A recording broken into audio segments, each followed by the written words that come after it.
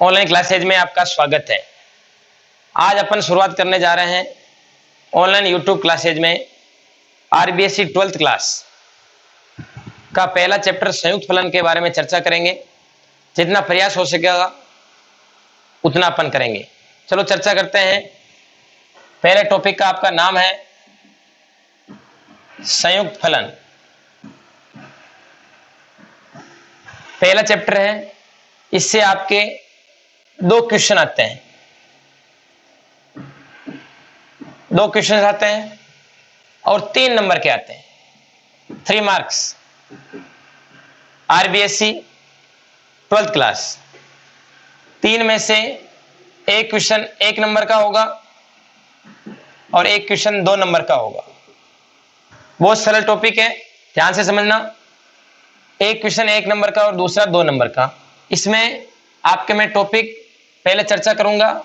एक तो संयुक्त फलन का ही आता है, जैसे जीओ एफ संयुक्त फलन, एफ ऑफ जी संयुक्त फलन, या जीओ जी बी संयुक्त फलन, एफ ऑफ एफ बी एक संयुक्त फलन है। इसके साथ चारों तरह के अपन मैंने संयुक्त फलन लिख दिए हैं। इस पे अपन चर्चा करेंगे, कैसे याद करते हैं, संयुक्त फलन क्या होता है, इसकी डेफिनेशन क्या है। दूसरी बात आती है फलन का प्रतिलोम ज्ञात करना।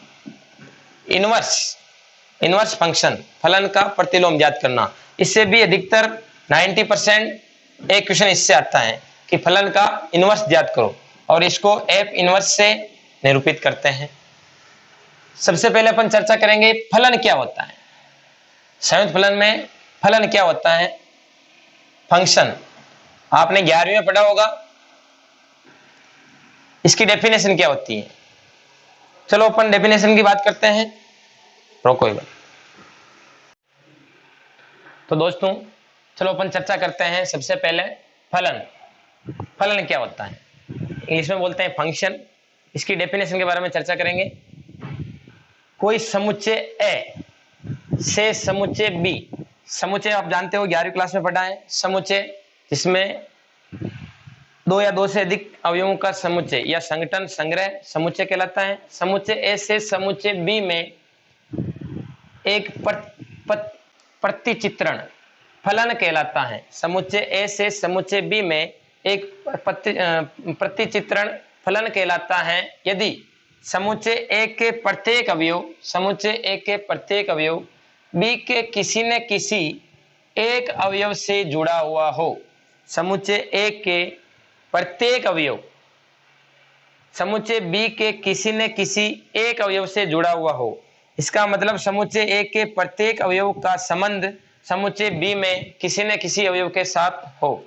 तो देखते हैं इसको संकेत एफ ए तीर बी द्वारा निरूपित करते हैं। ये एक फलन है। फलन एफ ए से बी में इससे निरूपित करते हैं। तो ए का संबंध 1 से, बी का संबंध 2 से, और सी का संबंध 4 से, और डी का संबंध 4 से। इसका मतलब ये हुआ कि समुच्चय ए में कोई भी अवयव खाली नहीं होना चाहिए।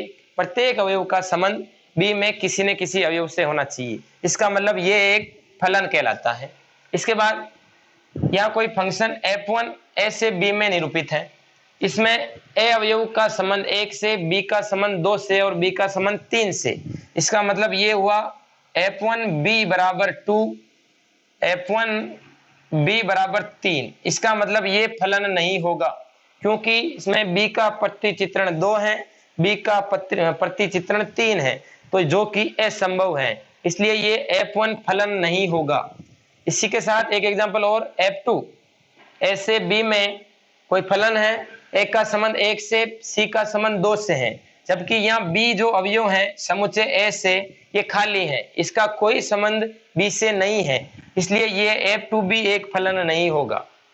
इसी के साथ ये समझना चाहते हैं कि फलन की डेफिनेशन कोई समुच्चय ए से समुच्चय बी में एक फलन कहलाता है यदि ए के प्रत्येक अवयव का संबंध बी के किसी न किसी एक या अद्वितीय, ए का मतलब नहीं, द्वितीय का मतलब दो नहीं, इसका मतलब एक अवयव से किसी न किसी अवयव से इसका संबंध हो। इसके बाद अब अपन आगे चर्चा करेंगे फलन में प्रांत, फलन का प्रांत, सह प्रांत और परिसर, ये क्या होता है। देखो आगे देखते हैं। तो देखिए दोस्तों, फलन f समुच्चय ए से समुच्चय बी में परिभाषित है। समुच्चय ए में 4 अवयव और समुच्चय बी में भी 4 अवयव हैं। ए का संबंध 1 से है, बी का संबंध 2 से है, सी और डी का संबंध 4 से है। ये एक फलन है। इस फलन से अपन इस फलन का प्रांत, फलन का सह प्रांत, फलन का परिसर, ये क्या होता है इसके बारे में अपन चर्चा करेंगे। फलन का प्रांत, प्रांत का मतलब ये होता है कि किसी फलन के समुच्चय ए में उपस्थित सभी अवयवों का समुच्चय फलन का प्रांत कहलाता है। समुच्चय ए के सभी अवयवों का समुच्चय फलन का प्रांत कहलाता है। फलन का प्रांत, इसका मतलब कौन कौन से अवयव हो गए, ए, बी, सी और डी, ये फलन का प्रांत है। अब आपको क्वेश्चन आ जाएगा, ऐसा फलन दे रखा होगा, उसमें ये पूछेगा कि फलन का प्रांत ज्ञात कीजिए, तो आपको ए बी सी डी जिसका समुच्चय जो होगा वो फलन का प्रांत कहलाएगा। इसी प्रकार फलन का सह प्रांत, सह प्रांत का मतलब समुच्चय बी में उपस्थित सभी अवयवों का समुच्चय फलन का सह प्रांत कहलाता है। समुच्चय बी के सभी अवयव कौन कौन से हो गए, सह प्रांत।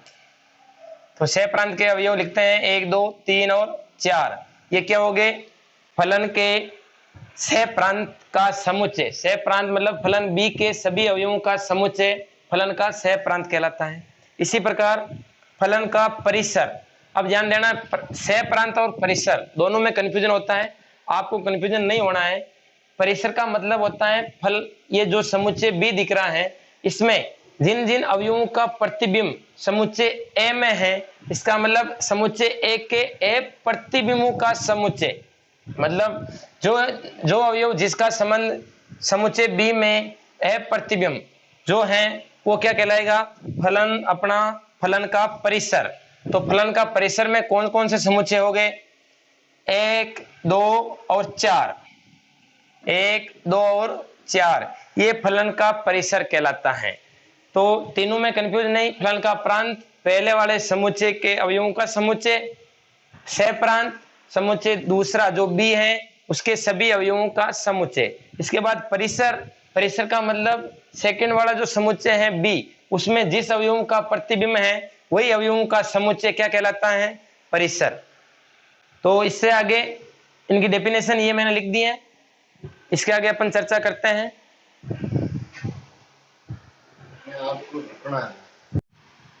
तो दोस्तों बात करते हैं अपन आगे फलन के प्रकार।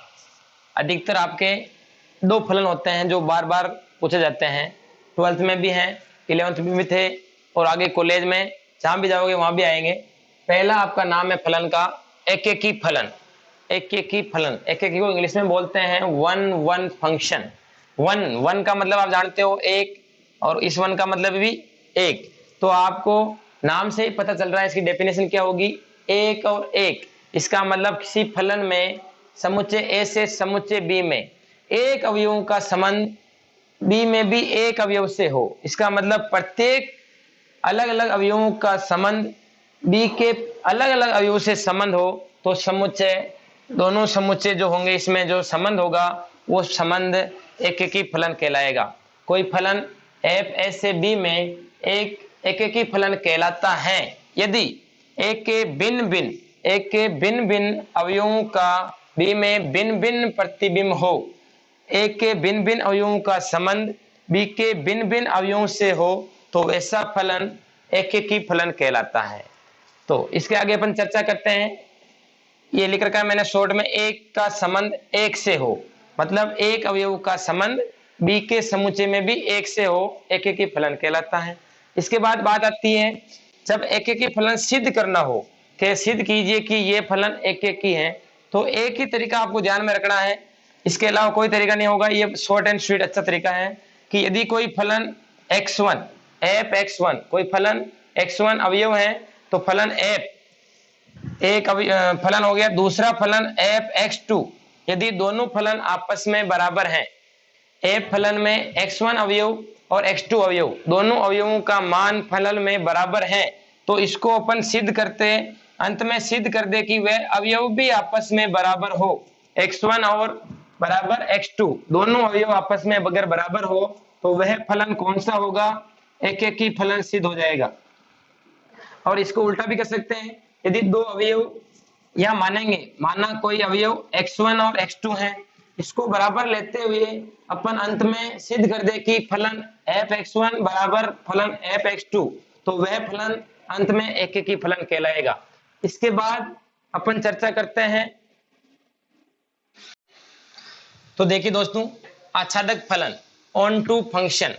आच्छादक फलन की डेफिनेशन होती है, यदि कोई फलन f a से b में आच्छादक फलन कहलाता है यदि b के प्रत्येक अवयव का पूर्व प्रतिबिंब a में विद्यमान हो। इसका मतलब कोई फलन है f a से b में, a से b में कोई फलन है s b, और इधर अवयव 1 2, a का संबंध और 2 और 3, इन सभी का संबंध b के सभी अवयवों का संबंध a में किसी न किसी अवयव से हो, अर्थात यदि b के प्रत्येक अवयव का पूर्व प्रतिबिंब, b के प्रत्येक अवयव का पूर्व प्रतिबिंब a में विद्यमान हो, तो वह फलन आच्छादक फलन कहलाता है। अपन कह सकते हैं b में कोई भी अवयव खाली नहीं हो, b के प्रत्येक अवयव या सभी अवयवों का a में संबंध हो, तब वो फलन कौन सा कहलाएगा? आच्छादक फलन। इसके बाद अर्थात फलन का सह प्रांत, फलन का परिसर दोनों बराबर होना चाहिए। इसका मतलब इसमें होता है सह प्रांत और परिसर भी इसी में होता है, अर्थात कोई अवयव खाली नहीं होगा तो इसका प्रांत भी 1 2 3 और परिसर भी सह प्रांत भी 1 2 3 और परिसर भी 1 2 3 होगा। इसके बाद जब आच्छादक फलन को सिद्ध करना हो, प्रूव दैट, जब आच्छादक फलन सिद्ध करना हो किसी क्वेश्चन में, तो कैसे करेंगे? सबसे पहले जो फलन दे रहे हो क्या होगा? fx, उसके बराबर कोई y अवयव लेंगे, जहां पर x जो अवयव होगा वो समुच्चय a में से होगा और y कोई अवयव जो होगा वो समुच्चय b में से होगा, और जो अपना फलन है वो समुच्चय a से समुच्चय b में है। तो यहाँ अपन ने ले लिया fx जो फलन है, इसमें x अवयव लेने पर इसका संबंध इधर, इसका प्रतिबिंब क्या आ गया? y। तब अपन इसको इधर ट्रांसफर करेंगे, f का इधर जाएगा f इनवर्स y बराबर क्या प्राप्त हुआ? x। जब अपन ने y किसी b समुच्चय से लिया, अर्थात b में कोई अवयव खाली नहीं होना चाहिए, तो y जो अवयव अपन ने b समुच्चय में से लिया, अंत में अपन ने सिद्ध कर दिया x या f इनवर्स y जो होगा वो समुच्चय a से बिलोंग करेगा, x inverse f y belong to a। इसका मतलब जो a अवयव आया अपना x वो समुच्चय a में से है, तो b के प्रत्येक अवयव का संबंध a के प्रत्येक किसी न किसी अवयव से इसका संबंध हो गया, तो ये फलन कौन सा हो गया? आच्छादक फलन। एक बार वापस देखो, b में कोई अवयव खाली नहीं होना चाहिए, सभी का संबंध a में होना चाहिए, तब वो फलन आच्छादक फलन कहलाता है, और इस प्रकार अपने को सिद्ध करना है। इसके आगे देखिए, अब अपना अगला टॉपिक आया संयुक्त फलन। जो अपने टॉपिक का मेन पहला जो अध्याय है उसका नाम ही है संयुक्त फलन। इससे पहले अपन ने सामान्य चर्चा की फलन, एकेकी फलन, आच्छादक फलन, तो इसी में आगे आया संयुक्त फलन। संयुक्त का मतलब आप नाम से समझ रहे हो, संयुक्त मतलब फलनों का संयोजन। दो फलन होंगे, f एक फलन है a से b में, g एक फलन है b से c में, दो फलन है, इनका जो संयुक्त रूप संयोजन होगा वो क्या कहलाएगा? संयुक्त फलन। जो किस प्रकार परिभाषित होगा ये अपन देखते हैं।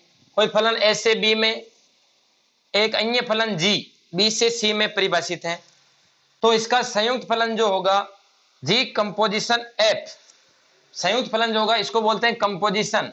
इन दो फलनों को जोड़ने में जो यूज हो रहा है वो कंपोजिशन कहलाता है। जी कंपोजिशन f जो होगा वो a से c में परिभाषित होगा। कैसे होगा मैं आगे चर्चा करूंगा। तो मैं निम्न प्रकार परिभाषित होगा, जी कंपोजिशन f x कोई अवयव है, जी कंपोजिशन f x कोई अवयव है, तो इस प्रकार परिभाषित होगा कि g कोष्ठक फंक्शन ऑफ x, इस प्रकार इसको लिख सकते हैं। और जब सोल्व करेंगे ऐसे कोई फंक्शन आ गया तो इसको अपन ऐसे लिखेंगे, और f ऑफ g आ गया तो उसको कैसे लिखेंगे? f कोष्ठक g फलन ऑफ x। तो इसके बाद सबसे बड़ी बात है कि संयुक्त फलन में एक शर्त होती है, वो क्या होती है? वो हमेशा आपको ध्यान रखनी है। कोई फलन, पहला जो फलन है f, उसका जो परिसर होगा, परिसर का मतलब a से b में परिभाषित है f कोई फलन, तो इसका परिसर मतलब b के जो अवयव, जिस अवयव का प्रतिबिंब है वो इसका परिसर जी जो फलन होगा बी से सी में, बी से सी में जो फलन है वो जी के प्रांत का उप समुच्चय हो। जी का जो प्रांत होगा वो किसमें होगा, बी में ही होगा, और एफ का परिसर जो होगा वो किसमें होगा, बी में ही होगा। तो बी में, बी का जो परिसर जिसका प्रतिबिंब एम में है, वही अवयव जो है वो किसमें होना चाहिए, जी के प्रांत में। इसका मतलब जो बीच में अपना समुच्चय जो आ रहा है उसके सभी अवयव अपने को डायरेक्टली ध्यान रखना है कि बी के सभी अवयव समान होने चाहिए, तभी इस संयुक्त फलन जो होगा वो परिभाषित होगा। तो इसके बाद देखते हैं अपन ये कैसे परिभाषित होगा। पहला जो अपना फलन है एफ, वो ए से बी में, पहला जो अपना फलन है ए से बी में, ए से बी में अपना फलन ए परिभाषित है। इसी प्रकार बी से सी में अन्य कोई फलन है अपना जी, इसमें कोई अपन ने अवयव लिया एक्स, एक्स जो अवयव है वो एस समुच्चय से है, तो इसमें फंक्शन लगेगा तो ये हो जाएगा एफ एक्स। इसके बाद जी फलन और लगेगा तो ऑटोमेटिकली क्या आ जाएगा, जी फलन ऑफ एक्स, ऐसे होगा संयुक्त फलन। इसके बाद शॉर्टली अपने को कैसे ध्यान रखना है, इस शर्त को कैसे पूरा करेंगे ये समझो एक बार। ये अपना कोई फलन है एफ ए से बी में, जी कोई फलन है बी से सी में, तो इसका संयुक्त जो फलन होगा जी कंपोजिशन एफ, इसका संयुक्त फलन जी कंपोजिशन एफ। इसको कैसे देखेंगे कि इसका प्रांत से परिसर और से प्रांत उपसमुच्चय होना चाहिए। तो अपन शुरुआत करेंगे एफ से, जो अंतिम आ रहा है वहां से करेंगे। एफ किस में परिभाषित है, ए से बी में, एफ के बाद कौन सा फलन है जी, तो जी किस में परिभाषित है, बी से सी में, तो यह दोनों बी इक्वल है, दोनों कट जाएगा, तो क्या बचा ए से सी में। तो इस प्रकार जो अपना जी कंपोजिशन एफ जो होगा वो किस में परिभाषित होगा, ए से सी में। तो ये हुई संयुक्त फलन की बात। इसकी शर्त क्या बोल रही है कि पहला जो फलन एफ है उसका परिसर, दूसरा जो फलन है जी उसका प्रांत, दोनों उसके उपसमुच्चय हो। इसका मतलब बी में सभी अवयव क्या होना चाहिए, समान, इसका भी संबंध उससे हो, इसका भी संबंध आगे वाले में से हो, तभी एक संयुक्त फलन बनेगा। अब अपन चर्चा करेंगे संयुक्त फलन कैसे ज्ञात करना, क्वेश्चन उदाहरण द्वारा देखेंगे। आपका पहला उदाहरण है तो मैं लिख रहा हूं यहां पर। हाँ, संयुक्त फलन के उदाहरण देखने से पहले अपन छोटा टॉपिक एक चर्चा कर लेते हैं इस पे, संयुक्त फलन के गुणधर्म। संयुक्त जो फलन पढ़ा अपन ने, इसके 3 गुणधर्म होते हैं। पहला गुणधर्म है क्रम विनिमय गुणधर्म। अब क्रम विनिमय क्या होता है, क्रम विनिमय कितने फंक्शन में होगा, 2 में होगा। तो संयुक्त जो फलन होता है वो क्रम विनिमय गुणधर्म का पालन नहीं करता है, संयुक्त फलन क्रम विनिमय गुणधर्म का पालन नहीं करता है। अर्थात एफ ऑफ जी, 2 फलन है तो जी ऑफ एफ दोनों एक दूसरे के इक्वल नहीं होंगे। ये जरूरी नहीं है, कभी कभी अपवाद इक्वल भी हो सकते हैं, लेकिन सामान्य तौर पर संयुक्त फलन क्रम विनिमय गुणधर्म का पालन नहीं करेगा। एफ ऑफ जी, इसको उल्टा कर दिया जी ऑफ एफ, अर्थात क्रम विनिमय गुणधर्म का पालन नहीं करता है। अगला गुणधर्म साहचर्य गुणधर्म। संयुक्त फलन जो होता है वह साहचर्य गुणधर्म का पालन करता है, अर्थात 3 फलन हो गए अपने एफ जी और एच। तो इसकी चर्चा F of G of H क्रम से लिखना है, F of G of H. अब साहचर्य कैसे बनाते हैं सीखना यहां से। तो पहले 2 फलन पर कोष्टक लगा दो और इधर अंतिम 2 फलन पर कोष्टक लगा दो, ये हो गया साहचर्य गुणधर्म। अर्थात ये जो होगा ये दोनों आपस में क्या होंगे, बराबर बराबर होंगे, तो ये साहचर्य गुणधर्म का क्या करेंगे, पालन। इसको अपन उदाहरण लेकर भी सिद्ध कर सकते हैं, या ऑफ है, उदाहरण लेकर अपन इसको सिद्ध कर सकते हैं कि साहचर्य गुणधर्म का पालन करता है। तीसरा अपना गुणधर्म आता है 2 एकेकी आच्छादक फलन। 2 फलन जो है जैसे अपन ले रहे हैं एफ और जी, दोनों अगर एकेकी और आच्छादक हैं तो उनका जो संयुक्त फलन जो होगा, संयुक्त फलन भी क्या होगा, एकेकी और आच्छादक।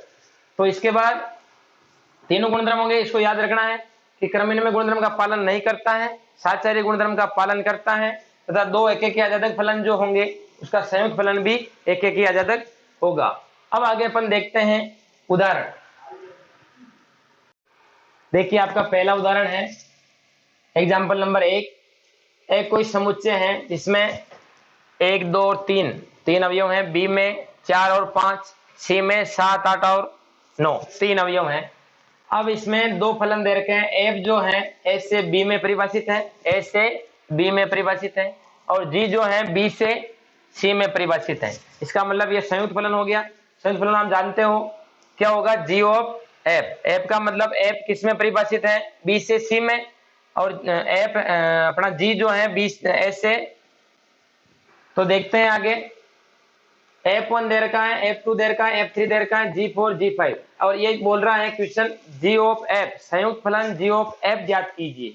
तो G ऑफ F कैसे ज्ञात करेंगे, अपने को क्या पता है कि इसमें कौन से अवयव आएंगे।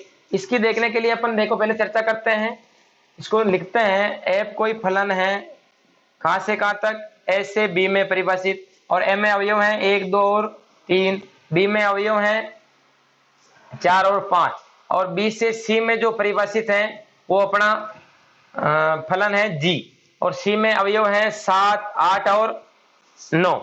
अब F1 का प्रतिबिंब 4, F2 का प्रतिबिंब भी 4, F3 का प्रतिबिंब 5, और G4, तो G4 का प्रतिबिंब क्या है 8, और G5 का प्रतिबिंब क्या है 9, ये दे रखा है। अब अपने को बोल रहा है कि G ऑफ F, तो G ऑफ F कहां से किस में परिभाषित होगा ये देखना है। तो F से शुरुआत करते हैं, F किससे परिभाषित है, A से B, और G किससे कहां तक परिभाषित है, B से C, तो B से B कट गया, तो G ऑफ F कहां से कहां तक परिभाषित होगा, A से समुच्चय C में।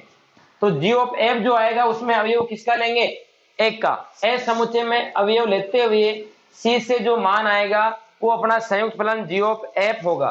तो सबसे पहले शुरुआत करते हैं G ऑफ F, A से C में, तो अवयव किस में से लेंगे, A में से। A में पहला अवयव क्या है, 1, तो G ऑफ F कंपोजिशन 1 का मान जो होगा G फंक्शन ऑफ F1, क्योंकि अपने को पता है, अपन ने लिखा था G ऑफ Fx बराबर क्या होता है, G फंक्शन ऑफ Fx, तो ये अपन ने लिख दिया G कंपोजिशन की जगह कोष्टक और F1। अब F1 का मान क्या दे रखा है, F1 का मान 4, तो G4, और G4 का मान क्या है 8, तो अपना पहला मान आ गया 8। दूसरा G कंपोजिशन F, एक अवयव हो गया, दूसरा अवयव क्या है 2, तो G कंपोजिशन F2 बराबर G फलन ऑफ 2। तो सबसे पहले किसका मान रखेंगे, F2, तो 2 का मान क्या है, F2 का मान 4, तो G4, और G4 का मान क्या है वापिस 8, दूसरा अपना मान आ गया 8। अगला मान G कंपोजिशन F ऑफ 3, तो G फंक्शन ऑफ 3, ये समझ में आ रहा है। क्या लिखेंगे पहले, G कंपोजिशन की जगह कोष्टक F3। अब F3 का मान क्या दे रखा है 5, तो ये हो गया G5, तो G5 का मान क्या है 9, तो अपना मान क्या हो गया, G कंपोजिशन F फलन का मान समुच्चय, जब 1 लिया मान तब क्या आया 8, और जब 2 लिया मान तब क्या आएगा, 2 का मान भी 8, तो 2 और 8। तीसरा समुच्चय क्या बनेगा, 3 जब लिया तब मान क्या आया 9, तो 3 और 9। ये जो समुच्चय बना ये अपना संयुक्त फलन G कंपोजिशन F का मान। समझ में आ रहा है। क्या करना है, सबसे पहले जो फलन परिभाषित है A से B में, B से C में, और A में जो अवयव, B में अवयव, C में अवयव, ये लिख दिया, जो मान दे रखा है वो लिख दिया। अब अपने को निकालना है G कंपोजिशन F संयुक्त फलन का मान। तो संयुक्त फलन सबसे पहले ये दिखेंगे कि कहां से किस में परिभाषित होगा। अब इससे ये पता लगेगा तभी अपन रख पाएंगे, यहाँ 1 रखना है, 2 रखना है, या 4 5 रखना है, या 7 8 9 रखना है। तो ये अपन ने निकाला है, कैसे सीखेंगे। G कंपोजिशन F है तो पहले F का मान लो, F किस में परिभाषित, A से B में, और दूसरा G B से C में, तो ये B सेम है, इसका सह प्रांत परिसर और प्रांत समान है, कट गया, तो A से C में होगा। तो A का जो मान लेंगे वो किस में से आएगा, C में से। तो A का मान 1 2 3 लिया तो अपना मान आया 8 8 और 9, तो ये C में है क्या, 8 8 और 9 है, इसका मतलब अपना क्वेश्चन राइट। इसके आगे अब अपन चर्चा करेंगे उदाहरण, आपका उदाहरण नंबर 2। ये उदाहरण बोल रहा है कोई फलन f r से r में रियल नंबर से रियल नंबर में परिभाषित है, fx का मान sin x। दूसरा कोई फलन g है वो r से r में परिभाषित है, और वो है जी एक्स बराबर एक्स स्क्वायर। तो क्वेश्चन बोल रहा है जी ऑफ एफ संयुक्त फलन और एफ ऑफ जी संयुक्त फलन दोनों अपने को ज्ञात करने हैं। तो कैसे ज्ञात करेंगे, देखो स्टार्ट करते हैं। पहले निकालते हैं अपन जी ऑफ एफ, और इसमें कोई अवयव क्या दे रखा है, एक्स एक्स दे रखा है। तो यहाँ अपन क्या लिखेंगे, जी ऑफ एफ एक्स। तो इसको कैसे लिखेंगे, जी कंपोजिशन के कोष्टक एफ एक्स। अब क्या करेंगे, एफ एक्स जो फलन है इसका मान रखेंगे, फिर उसमें जी फलन में रखेंगे। तो एफ एक्स का मान अपना क्या दे रखा है, एफ एक्स बराबर साइन एक्स। तो ये अपना हो गया जी, एफ एक्स की जगह क्या आ जाएगा, एफ एक्स की जगह साइन एक्स, साइन एक्स। अब अगला जी, इस पूरे को अपन क्या मानेंगे, एक्स मानेंगे। जी फलन साइन एक्स दे रखा है, तो साइन एक्स पूरे को क्या मानेंगे अपन, एक्स। तो जी फलन एक्स, तो जी फलन एक्स का मान क्या है, एक्स स्क्वायर। और अपना यहाँ एक्स का मान क्या है, साइन एक्स। इसका मतलब एक्स का स्क्वायर, तो साइन एक्स का क्या हो जाएगा, स्क्वायर। तो इसको अपन लिख लेंगे साइन एक्स का फलन एक्स का स्क्वायर, तो साइन एक्स का स्क्वायर। तो इसका क्या आ जाएगा, अगला second F composition G of X. F composition G निकालना है, यहाँ एक्स है तो अपन ने क्या ले लिया, एक्स। तो अगला हो जाएगा जी कोष्टक एक्स, एफ कोष्टक जी एक्स। तो जी एक्स का मान सबसे पहले क्या दे रखा है, एक्स स्क्वायर। तो ये अगला एफ एक्स स्क्वायर। अब इस एक्स स्क्वायर को अपन क्या मानेंगे, कोई फलन में एक्स का मान एफ एक्स, तो एक्स का मान एक्स स्क्वायर लेंगे। अब एफ एक्स का मान क्या दे रखा है, साइन एक्स। तो इस एक्स की जगह क्या लिखेंगे, एक्स स्क्वायर। तो ये आ जाएगा साइन एक्स स्क्वायर। ये आ गया साइन एक्स स्क्वायर, और इसका स्क्वायर खोलेंगे तो इसको क्या लिख सकते हैं, साइन स्क्वायर एक्स। अब दोनों देखो, एक का मान आया साइन स्क्वायर एक्स और एक का आया साइन एक्स स्क्वायर। क्या दोनों इक्वल है, नहीं है। यहाँ है साइन स्क्वायर एक्स, यहाँ साइन एक्स स्क्वायर, ये मत कर देना है बराबर है। यहाँ जो अपना साइन है वो स्क्वायर वर्ग है, यहाँ साइन सिंगल है, तो ये दोनों एक दूसरे के बराबर नहीं है। अर्थात क्या हो जाएगा, G of F not equal to F of G. इसका मतलब संयुक्त फलन अपन ने पहले ही गुणधर्म देख लिया था कि क्रम इनमें गुणधर्म का पालन नहीं करता है। तो F of G, G of F is not equal to, दोनों बराबर नहीं होते हैं, अर्थात क्रम इनमें गुणधर्म के पालन भी नहीं करते हैं, और अपन ने देख भी लिया उदाहरण द्वारा बराबर नहीं होते हैं। इसके आगे अपन देखते हैं अगला उदाहरण, उदाहरण नंबर 6।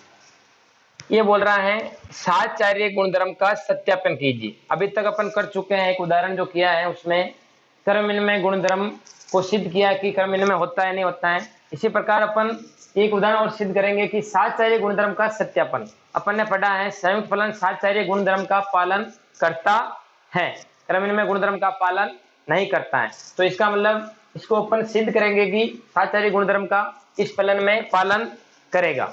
तो पहला दे रखा है एफ फलन जो है एन से जेड जीरो, प्राकृत संख्या से जेड जो है उसमें जीरो, जीरो वाली संख्या नहीं है, बाकी सभी पूर्णांक संख्याएं हैं। एफ एक्स बराबर 2x, जी है जेड जीरो से क्यू, परिमेय संख्या में परिभाषित वो है 1/x। एच जो परिभाषित है फलन वो क्यू से आर में परिभाषित है, और इसका मान दे रखा है e⁻x। अब साहचर्य की बात आती है, साहचर्य कितने में होता है, 3 में, और 3 फलन दे रखे हैं एफ जी और एच।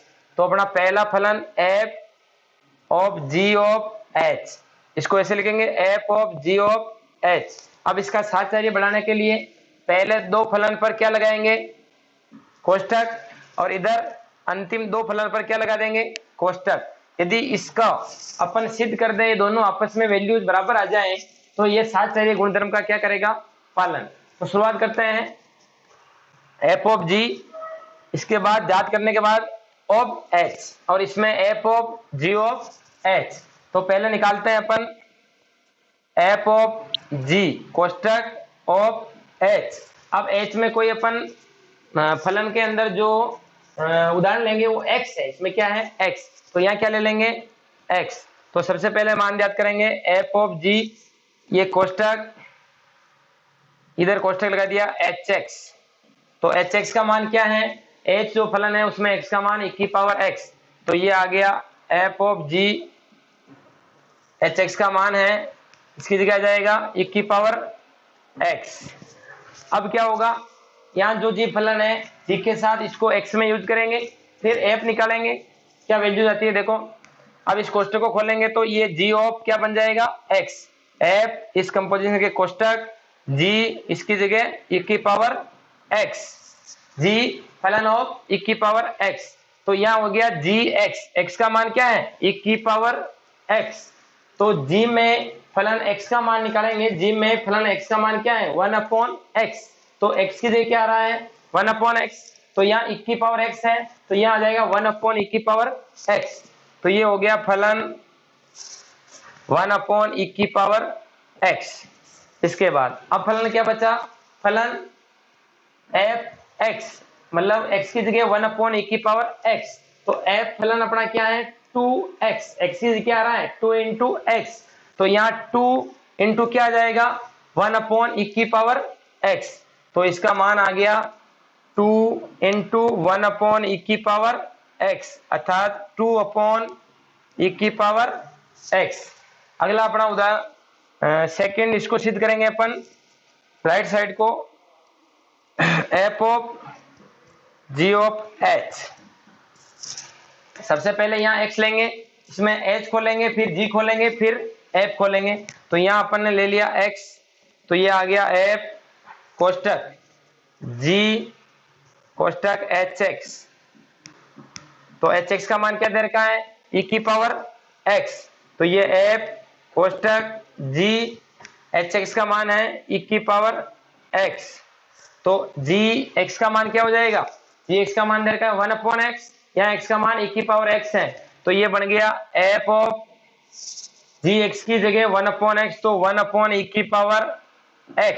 अब क्या बचा, फलन f 1/e की पावर x, x की जगह 1/x, फलन f में 2 इंटू एक्स, तो ये बन गया वापिस 2 इंटू 1/e की पावर x, क्योंकि 2 इंटू एक्स यहाँ x का मान है अपना 1/e की पावर x, तो ये हो गया 2/e की पावर x। अब देखो दोनों वैल्यूज क्या समान है, 2/e की पावर x, 2/e की पावर x, इसका मतलब इसकी राइट साइड और लेफ्ट साइड दोनों समान है, अर्थात यह साहचर्य गुणधर्म का पालन करता है, तो ये अपन लिख लेंगे f of g of h than equal f of g of h, अर्थात साहचर्य गुणधर्म का पालन करता है, साहचर्य गुणधर्म का पालन करता है।